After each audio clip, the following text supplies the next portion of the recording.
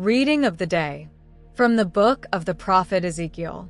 Thus says the Lord God, Behold, I will take the children of Israel from among the nations where they have gone, and will gather them from every side and bring them back to their own land. I will make them one people in my land, on the mountains of Israel. One king will reign over them all. They will no longer be two peoples, nor will they be divided into two kingdoms. They will no longer defile themselves with their idols or their abominations, or with all their iniquities. I will deliver them from all their rebellions by which they have sinned, and I will cleanse them, and they will be my people, and I will be their God. My servant David will be king over them, and there will be one shepherd for all of them. They will walk in my ordinances and keep my laws, and do them. They will live in the land that I gave to my servant Jacob.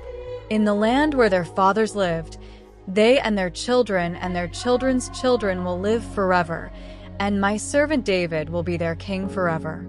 I will make a covenant of peace with them. It will be an everlasting covenant with them. I will establish them and multiply them, and I will place my sanctuary among them forever. My dwelling place will be among them.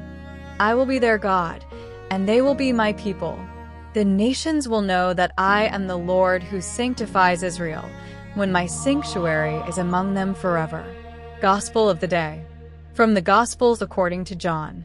At that time, many of the Jews who had come to Mary and had seen what Jesus had done, that is, the raising of Lazarus, believed in him. But some of them went to the Pharisees and told them what Jesus had done. Then the chief priests and the Pharisees called a meeting of the Sanhedrin and said, What do we do? This man is performing many signs. If we let him go on like this, everyone will believe in him, and the Romans will come and take away both our temple and our nation. But one of them, Caiaphas, who was high priest that year, said to them, You know nothing at all. You do not realize that it is better for you that one man should die for the people, and that the whole nation should not perish. But he did not say this on his own, but being high priest that year, he prophesied that Jesus would die for the nation, and not for the nation only, but also to gather into one the children of God who were scattered abroad. So from that day on they planned to kill him. Therefore Jesus no longer walked openly among the Jews, but withdrew from there to the region near the wilderness, to a city called Ephraim, and remained there with his disciples. The Passover of the Jews was near, and many from the country went up to Jerusalem before the Passover to purify themselves. They were looking for Jesus, and, standing in the temple, they said to one another, What do you think? He will not come to the feast. Words of the Holy Father.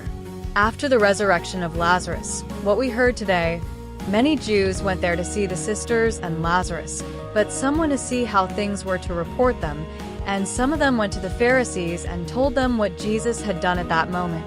That group that had been formed doctors of the law had a formal meeting.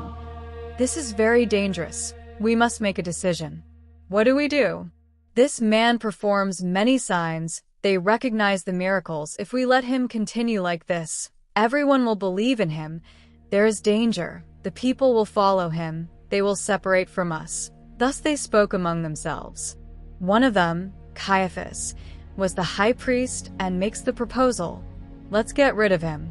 No one had said it so clearly. This one must be done away with. This way of proceeding of the doctors of the law is precisely a figure of how temptation works in us. It begins with little things, with a desire. An idea grows, infects others, and in the end justifies itself. Today, Saint Joseph Muscati is celebrated. He was an Italian doctor and saint of the 20th century, known for his dedication to serving the poor and the sick. Born in Benevento in 1880, he graduated in medicine and became a professor of general pathology at the University of Naples. Despite his academic career, Giuseppe chose to dedicate his life to assisting the needy, offering free care to those who could not afford to pay. Known for his deep spirituality, he combined science with faith, seeing his work as a divine mission. He often prayed for his patients, treating them with compassion that went beyond medicine. During his life, he distinguished himself for his humility and for his constant commitment to improving the conditions of the sick, never seeking fame. He died prematurely in 1927 at the age of 46, but his testimony of charity and devotion continues to inspire many. Saint Joseph Muscati is the patron of doctors and patients and is invoked for physical and spiritual healing. The Gospel and the Saint of the Day. If you wish to continue exploring spirituality and Christian history, don't forget to subscribe to the channel and turn on notifications so you don't miss the upcoming videos. May the peace and blessing of the Lord be with you always.